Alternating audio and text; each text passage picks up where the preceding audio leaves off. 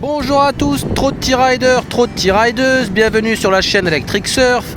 Aujourd'hui je reçois la trottinette de la marque Awesome, il s'agit du modèle L1 Max. Nous allons tout découvrir sur cette nouvelle trottinette. C'est parti pour l'intro vidéo.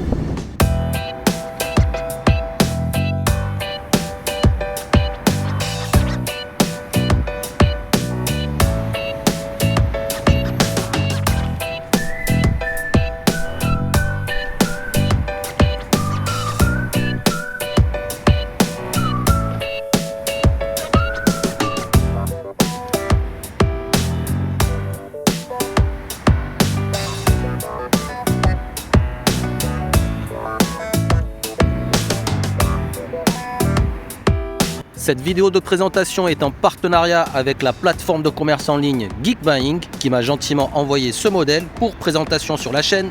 Merci à eux. Comme d'habitude, je laisse en description de la vidéo le lien partenaire. Vous pourrez y faire vos comparatifs et pourquoi pas profiter d'un code promo. Geekbuying est spécialisé dans la vente de produits et accessoires électroniques. Vous y trouverez votre bonheur en matière de mobilité électrique. Nous avons là le modèle L1 Max équipé de la batterie de 48 volts, 20 Ah, ayant la plus grande autonomie de la gamme L1. Nous allons faire le tour de ville et vérifier l'autonomie qu'elle est capable de nous offrir en vérifiant le niveau de la batterie restante. C'est un modèle qui bénéficie d'un empattement relativement long. Je trouve le deck assez long, surtout avec le prolongement du cale-pied que je trouve bien placé, il est bien à niveau par rapport au deck, donc on aura un confort de conduite supplémentaire. Le moteur est situé à l'arrière, développant jusqu'à 1000 watts, et c'est un modèle qui bénéficie de suspension à l'arrière comme à l'avant. Donc nous allons vérifier son confort sur les routes de type pavé de ce genre, et je vous donnerai mes impressions. On va aussi vérifier son système de freinage, double frein à disque mécanique, couplé avec son freinage électrique régénératif. C'est un frein électrique que l'on peut paramétrer de 0 à 5, 0 assistance de freinage nulle et 5 le plus puissant.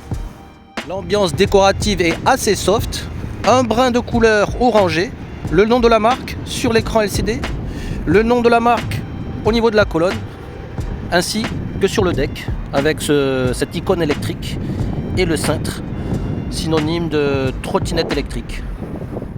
Le port de charge est situé à l'avant. Il bénéficie d'un clapet retour, donc très pratique pour la sécurité. Je vous fais profiter du motif au niveau du deck.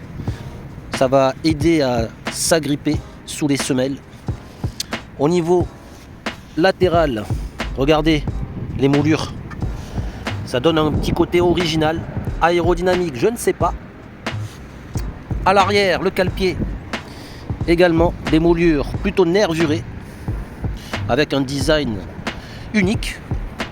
En revanche, ici, on peut voir cette petite encoche avec ses embouts assez tranchants. Donc pour porter la trottinette à l'aide du cale-pied, ça va être gênant. Et le garde-boue à l'arrière, il couvre bien le pneu, donc on évitera les projections d'eau. En fait, l'encoche qu'on a vue sous le cale-pied permet à ce crochet de mieux se crocheter pour pouvoir soulever la trottinette. Je précise que la colonne est ajustable en hauteur, c'est réglable. Il suffit de desserrer cette bague de serrage comme ceci et je peux soulever la colonne. Voilà, on va pouvoir s'ajuster. Au niveau du poste de conduite, je vous montre comment allumer la trottinette. Donc on appuie sur le bouton ON. L'écran ne s'allume pas immédiatement. On va se servir d'une des deux cartes NFC fournies. Passer la carte sur l'écran et la trottinette s'allume. Au niveau des informations, nous avons le compteur kilométrique, c'est l'odo, 30 km accomplis jusqu'à présent.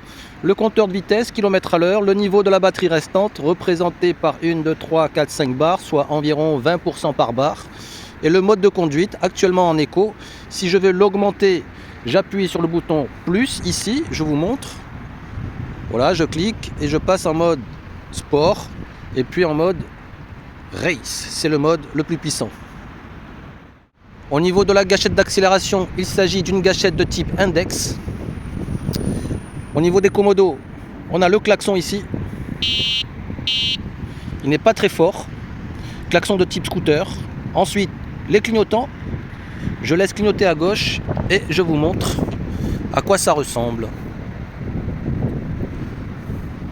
C'est situé sur les côtés. Je m'éloigne un petit peu. Ça reste légèrement visible. Il faudrait que les conditions soient plus obscures pour que ça flash bien. Pour allumer les phares, on appuie 2-3 secondes sur le bouton plus. Il y a également l'émoticône du phare ici. L'écran LCD va afficher le logo du phare et je vous montre à quoi il ressemble. Coque en plastique, phare 4 LED. On va vérifier son niveau de luminosité en parking souterrain tout à l'heure. Et à l'arrière, le feu de position est intégré dans le garde-boue.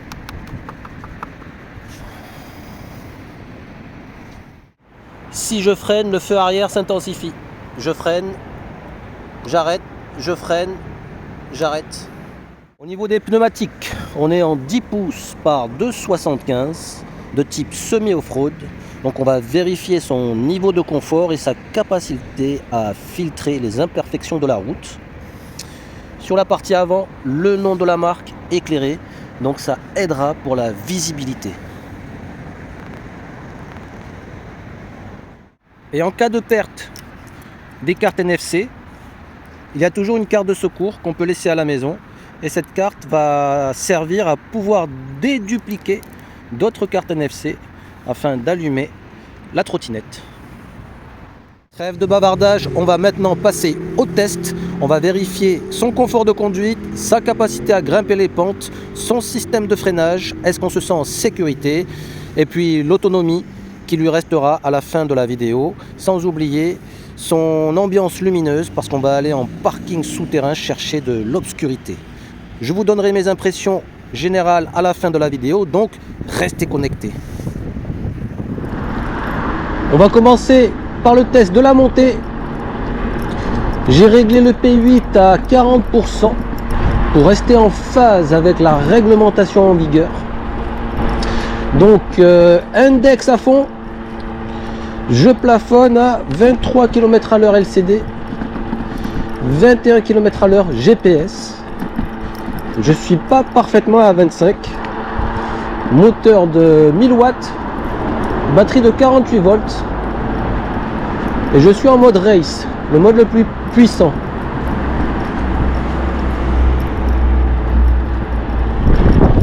Sur la partie la plus pentue, 20 km/h. Donc la montée est tranquille. On va faire la descente. Gâchette index à fond. Je relâche. Et je me laisse rouler. En roue libre. 32 compteurs. 33. Attention à la portière.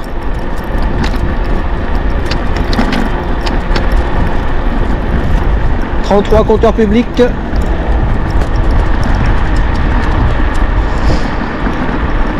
Les pneus semi-off-road filtrent bien les imperfections. On va faire un petit freinage devant le feu rouge. Je m'apprête à freiner maintenant. Oh, petit dérapage. Le frein mécanique prend le dessus par rapport au freinage électrique. Mais ça freine plutôt bien. Double frein à disque mécanique. Je ne sais pas si on l'entend, mais on ressent les micro-vibrations des pneumatiques semi-off-road. C'est pas gênant, mais dans les ruelles calmes, ça pourrait servir d'avertisseur sonore. On nous entend arriver. Donc on a vu pour la montée, sans problème, tranquillou. Elle accomplit la montée. La descente, elle pourra dépasser la Vmax réglementaire en roue libre. Et en termes de freinage, on se sent plutôt bien en sécurité. Il faut mettre son poids vers l'arrière pour éviter de déraper.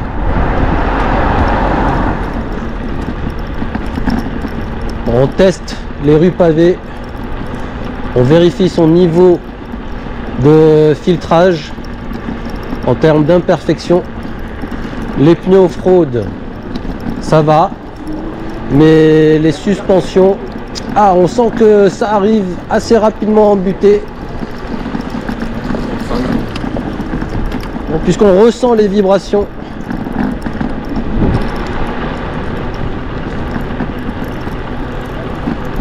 Donc c'est pas parfaitement neutralisé, hein.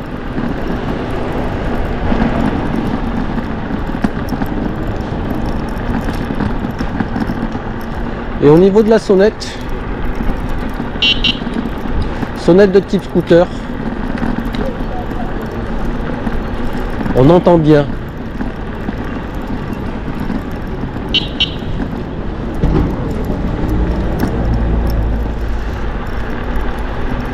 Nos escaliers préférés, prêts pour le test de la montée.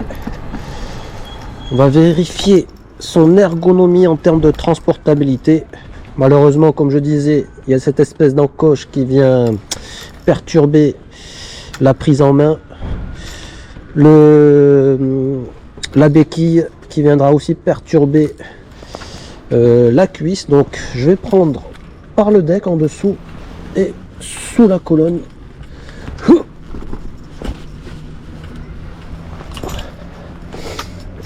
Ah non, ça va. Le deck est plutôt long. La béquille est derrière la cuisse. Donc la transporter de cette manière-là, ça va, ça passe, hein. Je pensais galérer, mais ça va.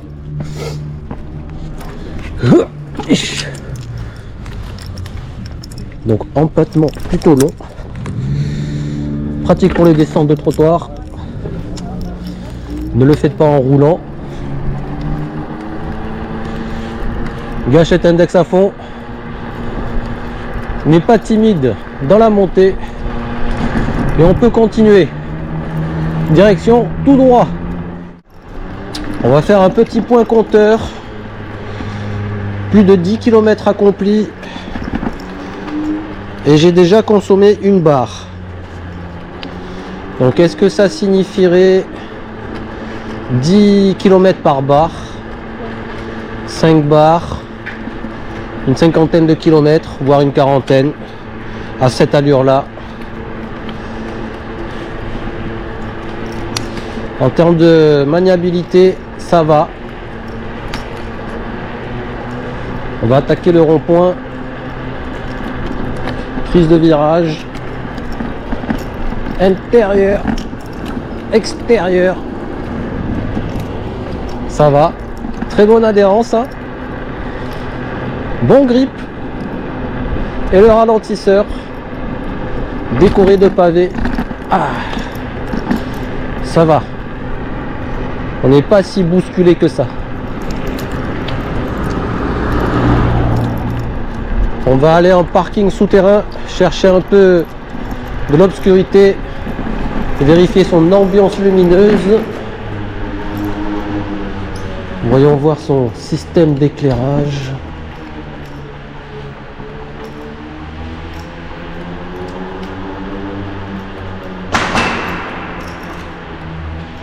Ça va, ça éclaire bien. En même temps, on peut entendre le grognement des pneus.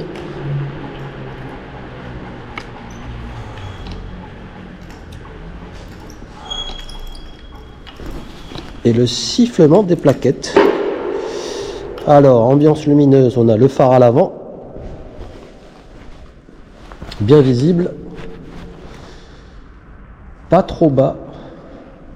J'aurais préféré une position un peu plus centrée au milieu là, un peu plus en hauteur. À l'arrière, le feu de position. Et à l'avant, je sais pas pourquoi j'ai perdu l'éclairage de la marque. Est-ce que en éteignant les phares, ça va revenir? Non, je sais pas pourquoi j'ai perdu.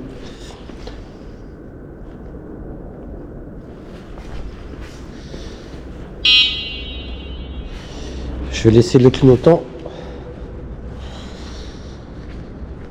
C'est visible timidement, hein. On voit le reflet. Et là, c'est bien visible. Mais de ce côté-là, c'est moins visible, voire pas du tout. Il aurait fallu que ça soit rehaussé au niveau peut-être du cale-pied ou carrément au niveau du garde-boue. Bon, on a fait le tour. On peut quitter les lieux.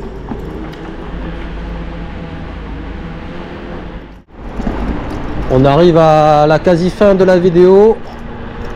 On va aller faire notre débriefing final. Gâchette index à fond, je commence à entamer la deuxième barre. Donc à l'approche des 12 km, la deuxième barre commence à être consommée. Et quand je relâche, je reviens à une barre consommée. Eh bien, trajet terminé. Voyons voir la distance que nous avons parcourue. Je fais mon petit focus. 14,4 km accomplis. On peut dire 15 petits kilomètres. 50 minutes, vitesse moyenne 17 km à l'heure. Vitesse max dans la descente 33 km à l'heure. J'arrête ma course. Voilà, on peut voir le tour de ville accompli. En plein cœur de la ville rose. Et au niveau de la batterie restante, il me reste 1, 2, 3, 4 barres restantes. Donc j'ai consommé une barre. Et lorsque j'accélère, il y a la deuxième barre qui se consomme. Donc on va dire il reste 70%. Donc ayons à l'esprit pour un poids de l'utilisateur de 70 kg me concernant, on peut parcourir une petite quinzaine de kilomètres.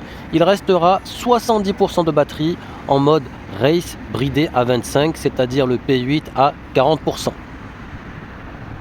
Première impression, même si visuellement on trouve l'empattement assez long, amplifié par le cale-pied, au niveau de la conduite, j'y trouve un certain confort puisqu'on a la flexibilité de positionner nos pieds là où on veut. On peut allonger, chercher du confort, rouler en parallèle selon les conditions de conduite. Et c'est un plus en finalité d'avoir un deck plutôt long.